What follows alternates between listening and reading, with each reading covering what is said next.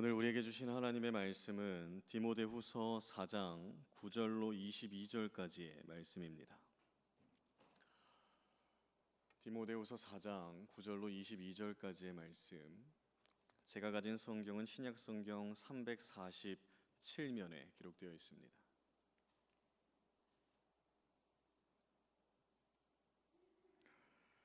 (4장 9절로 22절까지의 말씀, 저희 한 절씩 교독한 후에 마지막 절은 함께 봉독하길 원합니다. 너는 어서 속히 내게로 오라.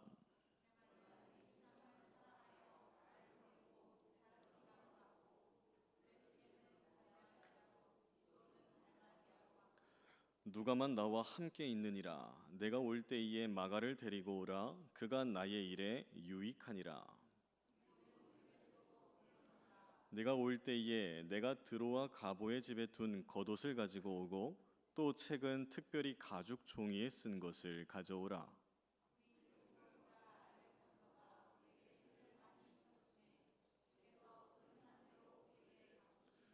너도 그를 주의하라. 그가 우리 말을 심히 대적하였느니라.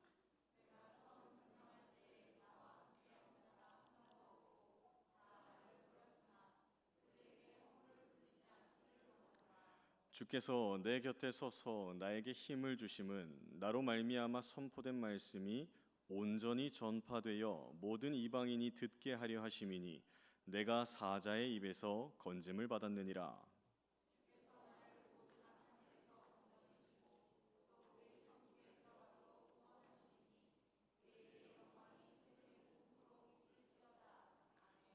브리스가와 아굴라와 및 오네시보로의 집에 문안하라.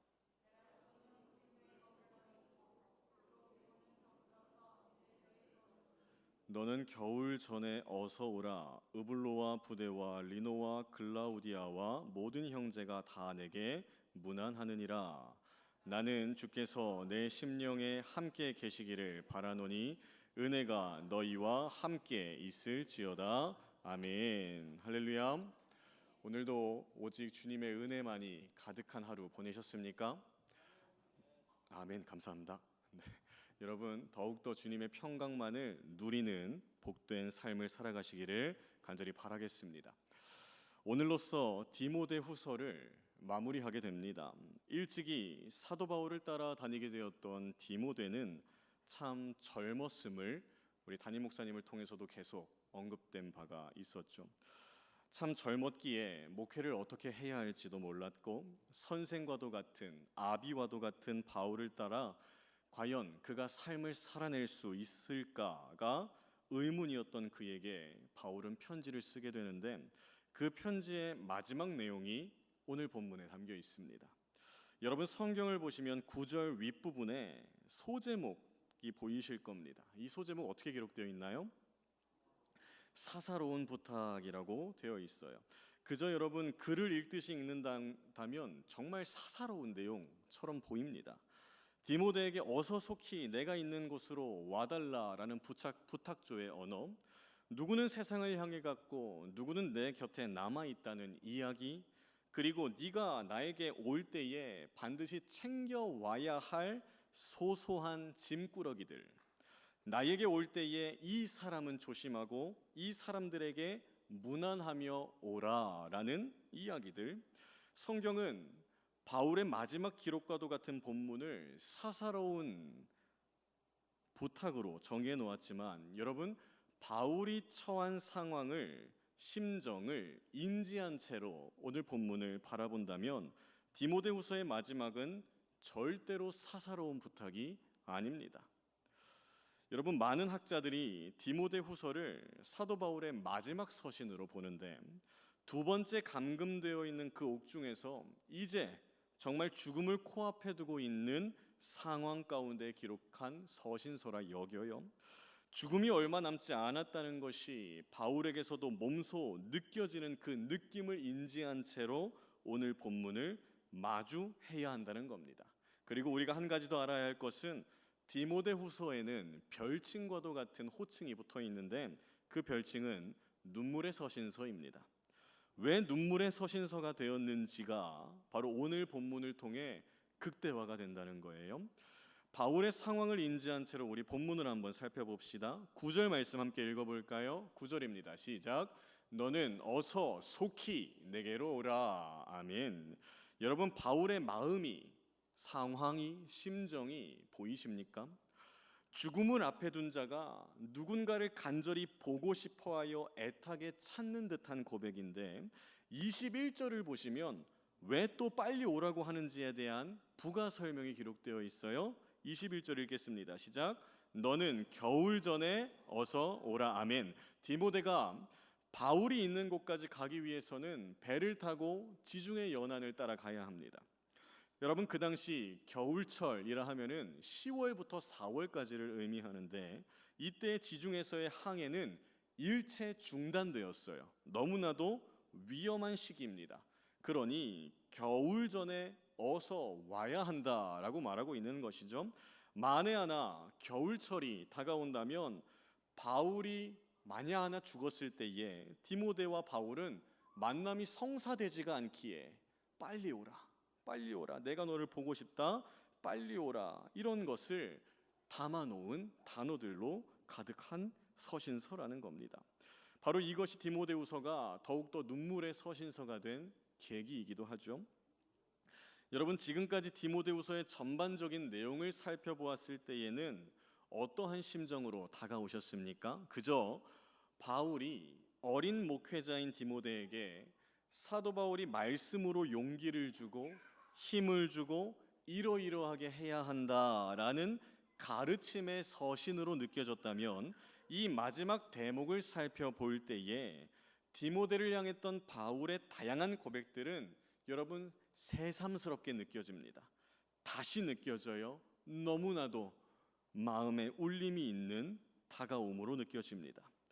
죽음을 앞둔 상황 속에서 아들처럼 여기는 디모데에게 제일 먼저 해주고 싶었던 이야기 1장, 복음과 함께 고난을 받아야 한다. 죽음을 앞둔 상황에서 내 아들아, 예수 그리스도의 좋은 병사가 돼야 한단다. 죽음을 앞둔 상황에서 너는 인정받는 일꾼이 되거라. 죽음을 앞둔 상황에서 말세가 다가오고 있다. 성경을 가까이 하거라. 모든 성경은 하나님의 감동으로 된 것으로 교훈과 책망과 바르게 함과 의로 교육하기에 유익하니라는 구절이 이 상황 속에서 기록되어진 고백입니다. 우리가 디모데의 입장도 한번 생각해 봐야 하는데, 여러분, 디모데가 처음 이 편지를 받아 읽고 있을 때의 심정을 한번 생각해 볼까요? 참 억장이 무너지지 않았을까요? 그는 바로 알았을 겁니다. 이 편지가 마지막 편지요, 마지막 서신서요, 나를 향한 유언장과도 같은 진심 어린 고백이라는 것을 말이죠.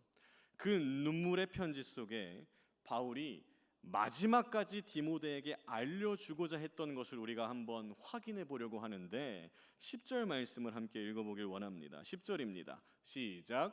데마는 이 세상을 사랑하여 나를 버리고 데살로니가로 갔고, 그레스게는 갈라디아로, 디도는 달마디아로. 3명의 사람이 바울을 버리고 각각 흩어졌습니다. 그레스게와 디도는 무슨 이유 때문인지는 모르겠지만 대마는 이유가 기록되어 있죠. 무슨 이유인가요? 이 세상을 사랑하여. 여러분, 그들이 바울을 떠났다는 것은 그냥 들어도 마음이 아픈 이야기인데, 바울의 상황을 계속해서 인지한 채 읽는다면 바울에게도 그들의 떠남은 결코 적지 않은 인간적인 큰 충격이었습니다. 왜 큰 충격이었을까요? 그들이 바울을 버렸다는 것은 먼 곳에서 생활하다가 바울을 따르지 않겠다라고 전한 얘기가 아니죠. 바울이 지금까지 감옥에 2차 투옥이 되어 있는 그때까지도 옆에서 도와주고 있던 사람들입니다.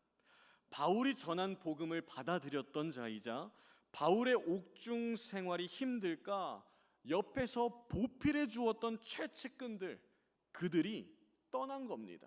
언제요? 어느 시점에요? 그들이 보기에도 바울의 죽음이 얼마 남지 않았다는 것이 보여졌을 때.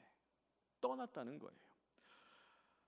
이 모습은 십자가 죽음을 앞에 두었던 예수님과 예수님을 떠난 제자들의 모습과 유사한데 다른 점이 있다면 제자들은 그저 예수님을 떠나고 두려움 속에 숨어 있었다는 것이고 바울을 떠난 3명 중 특히 데마라는 사람은 두려움이 아닌 이 세상을 사랑하여 떠났다는 거죠. 헬라어 원문을 보시면 나 자신을 위한 삶을 살기 위해 떠났다로 읽혀집니다. 그럼 생각해 봅시다. 데마라는 자는 바울이 투옥된 그때까지도 옆에서 보필해 주던 자이자 동역자인데 어떻게 한순간에 복음을 전하는 길로 떠난 것도 아니고 나 자신을 위한 인생을 살기 위해 떠나게 된 걸까요?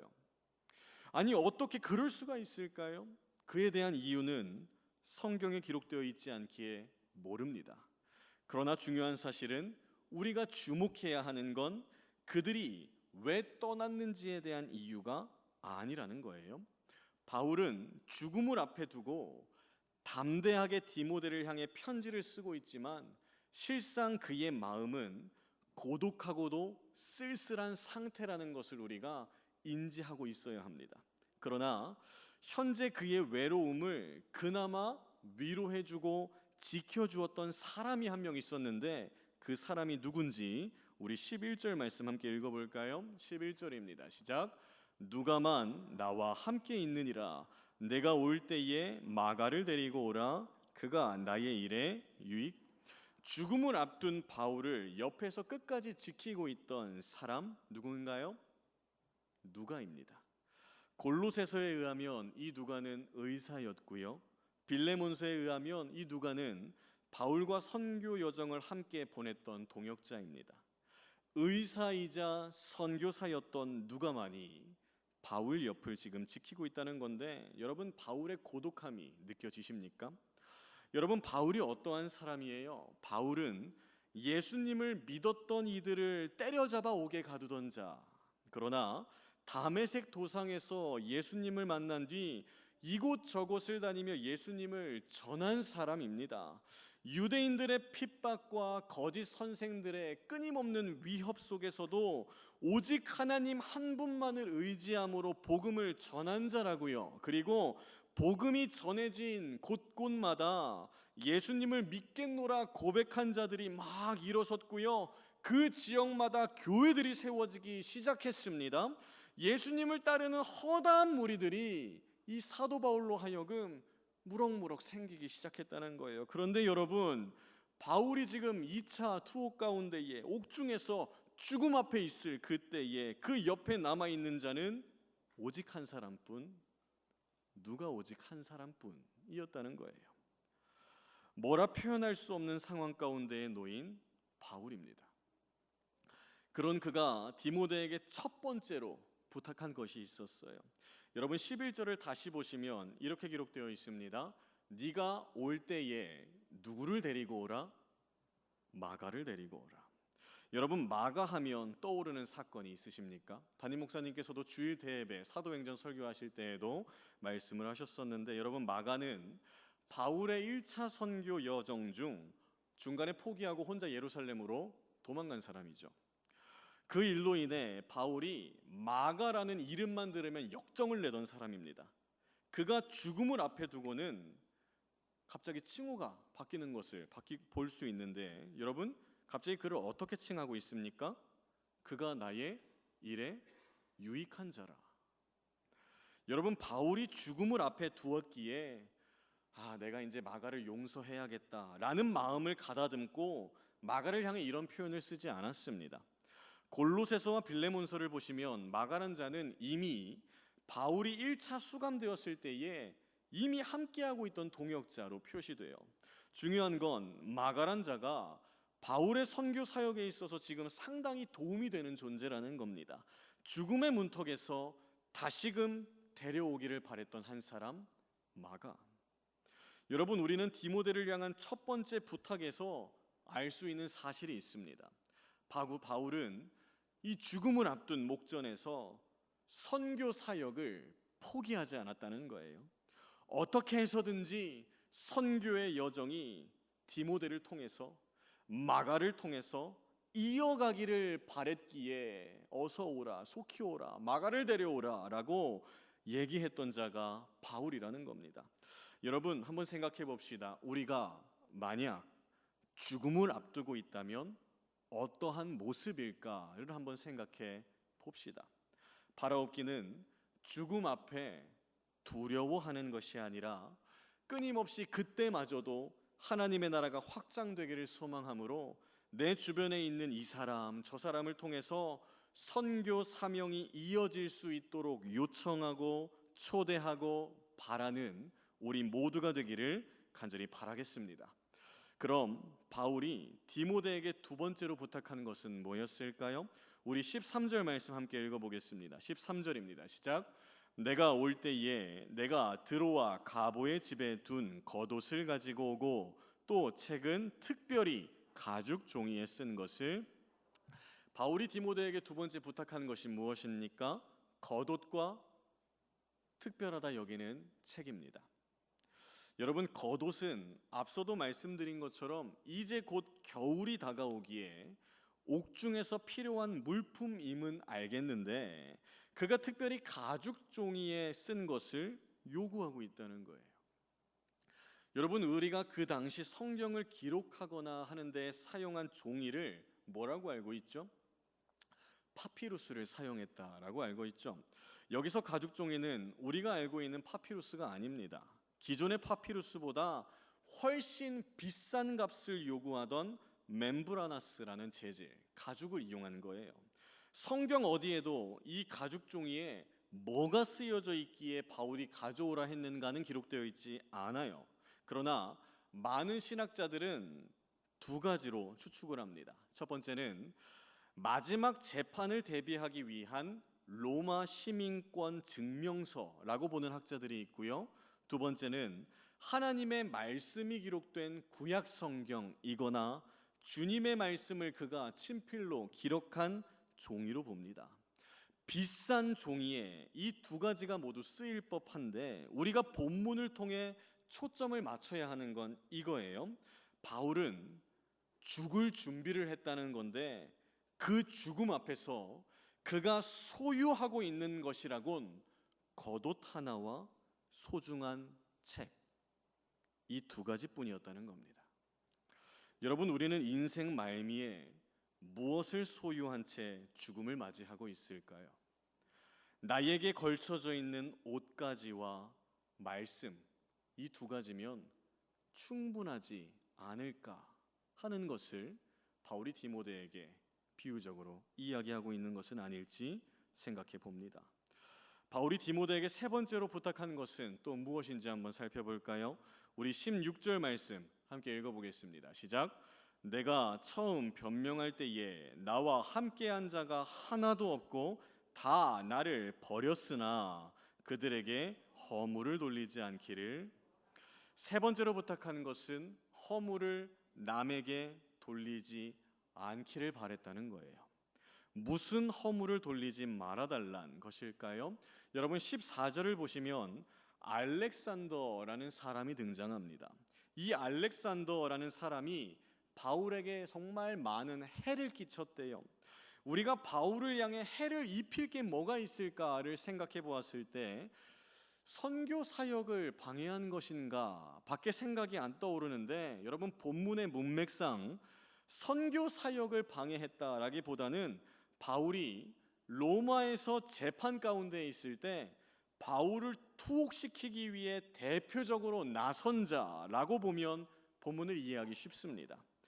바울이 로마의 재판에서 뭘 얘기했을까요? 다른 무엇도 아니고 그저 복음 얘기한 겁니다. 그런데 여러분, 생각해 보십시오. 그 당시 로마는 황제를 숭배하던 때죠. 모두가 황제를 숭배하는 그 가운데에 유일한 신은 하나님이시며 예수님이십니다 라고 얘기하는 바울의 편에 감히 누가 서 있을 수 있었겠습니까? 여러분, 그 당시 로마의 재판에서는 동료들이 반드시 함께 재판장에 나와서 변호를 해주는 것이 관례였습니다. 그러나 그 누가 그 관례에 따라 맞장구를 치며 바울을 변호할 수 있었겠냐고요. 신변에 문제가 생길 수도 있는 시대적인 상황이었습니다. 바울은 그 상황을 이렇게 고백하는 거죠. 내가 처음 변명할 그때 나와 함께한 자가 하나도 없고 다 나를 버렸노라. 그런데 중요한 사실은 뒤에 이어지는 고백입니다. 다 나를 버렸으나 그들에게 허물을 돌리지 않기를 원하노라. 그들을 미워하지 말라는 요구입니다. 여러분, 어떻게 미워하지 않을 수 있을까요? 그 이유는 17절을 보시면 확인할 수 있습니다. 우리 17절 말씀 함께 읽어보겠습니다. 시작. 주께서 내 곁에 서서 나에게 힘을 주심은 나로 말미암아 선포된 말씀이 온전히 전파되어 모든 이방인이 듣게 하려 하심이니 내가 사자의 입에서 건짐을. 재판 속에서 아무도 나를 변호해 주지 않을 때 주님이 내 곁에 서서 힘을 주셨기에 나를 버린 자들을 미워하지 않을 수 있었다 고백하고 있는 사도 바울입니다. 다 나를 버렸어도 주님이 그 가운데에 내 곁에 서서 계셨기에 내가 미워하지 않을 수 있었다. 그러니 너도 그들을 원망하지 말아달라. 변호해주는 사람이 없었어도 재판 내내 복음을 증거할 수 있었던 이유는 재판을 진행하고 보기 위해 몰려든 모든 이방인들에게 복음이 들려지길 바랬던 주님의 마음 때문이었음 또한 고백하고 있죠. 여러분, 바울이 디모데에게 부탁한 마지막 부탁을 어떻게 보면 좋을 것 같습니까? 과연 이것이 사사로운 부탁입니까? 굉장한 부탁입니다. 사사로운 부탁이 전혀 아니에요. 지금 바울이 옥에 갇혀 죽음을 앞두고 있는 상황을 누굴 탓을 하자면 지금 누구 때문입니까? 알렉산더를 비롯해서 변호를 해주지 않는 모든 사람들 때문에 그가 죽음을 맞이하게 되는 거 아닙니까? 그런데 자신을 죽음까지 내몬 장본인들에게 허물을 돌리지 않을 터이니 디모데야, 너도 그러한 자들에게 허물을 돌리지 않기를 원하노라 부탁하고 있는 바울의 모습. 죽음 앞에서 모든 자를 용서해야 한다는 것을 빗대어 표현하고 있는 바울의 고백. 여러분, 우리가 함께 살펴본 세 가지의 부탁을 다시 한 번 더 되새겨 볼까요? 첫 번째 부탁이 뭐였습니까? 마가를 데리고 오라. 죽음을 앞에 두고 누군가를 통해서 선교 사역이 이어지기를 바라는 바울의 부탁. 두 번째 부탁은 겉옷과 종이를 가져오라. 죽음 앞에서 그가 소유한 것이라곤 옷가지와 종이뿐. 죽음 앞에서 그거면 충분하지 않겠느냐라는 바울의 부탁. 세 번째 부탁은 허물을 돌리지 않기를 원하노라. 나를 죽음 가운데 몰아놓은 자들마저도 용서하거라 라는 부탁. 여러분, 이 세 가지의 부탁은 절대로 사사로운 부탁이 아닙니다. 엄청난 부탁이에요. 그런데 중요한 사실은 이 모든 부탁이 18절과 연결되어 있습니다. 우리 18절 말씀 함께 읽어볼까요? 시작. 주께서 나를 모든 악한 일에서 건져내시고 또 그의 천국에 들어가도록 구원하시리니 그에게 영광이 세세 무궁토록 있을지어다. 아멘. 여러분, 디모데에게 부탁한 바울의 권면들은 모두 하나님의 영광을 드러내는 것에 사용되었다는 것입니다. 이해하기 쉽게 세 가지의 부탁을 우리가 뒤집어서 반대로 한번 생각해 봅시다. 마가를 데리고 오라. 여러분, 바울은 죽음 앞에서 선교의 여정을 포기할 수 있는 사람이었습니다. 난 이제 끝났구나. 다 떠나갔으니 나를 뒤이어서 선교의 여정을 보낼 자가 누가 있으리요? 누가밖에 없는데. 그러나 여러분, 만약 선교의 여정을 바울이 포기했다면 마가를 포함해서 특정 누군가를 통해 선교의 여정이 이어지기를 그만두었다면 바울은 그에게 영광이 세세 무궁토록 있을지어다 라는 고백을 하지 못했습니다. 두 번째 부탁과 세 번째 부탁도 동일합니다. 죽음 앞에서 옷자락과 말씀 위에 필요한 것들을 수두룩하게 얘기할 수 있었겠죠. 디모데야, 이것도 가져와라. 저것도 가져와라. 죽음을 앞에 두고서도 이게 필요하다, 저게 필요하다 요구할 수도 있었다고요. 그것뿐입니까? 이 사람의 허물, 저 사람의 허물을 되갚아주기 위해 저 사람만큼은 너가 이를 악물고 이러한 수를 한번 써봐라 라고 얘기할 수도 있는 상황이었다고요. 그러나 만약 사도 바울이 그러한 결정을 내리게 되었다면 바울은 어떠한 고백을 할 수 없게 되었다고요? 그에게 영광이 세세 무궁토록 있을지어다라는 고백을 절대로 할 수 없었습니다. 바울은 디모데를 향한 끝맺는 말에서조차도 하나님의 영광을 가르지 않고 오직 하나님의 영원한 영광을 찬양하는 법을 부탁의 언어를 통해 알려주고 있는 거예요. 여러분, 오직 하나님에게 영광이 세세 무궁토록 있기를 바라는 바울의 부탁은 디모데로 한정되어 있지 않습니다. 우리 모두를 초청하고 있는 고백이에요. 하나님을 예배하는 저와 여러분 모두 항상 죽음을 짊어지고 복음 전함의 여정이 이어지기를 바라고요. 항상 죽음을 짊어지고 우리에게 옷가지와 말씀이면 충분한 인생이 되기를 바라고요. 항상 죽음을 짊어지고 허물을 되갚지 않는 인생을 살아가면서 하나님의 영광을 날마다 드러내는 복된 삶을 살아가시기를 간절히 소망하겠습니다.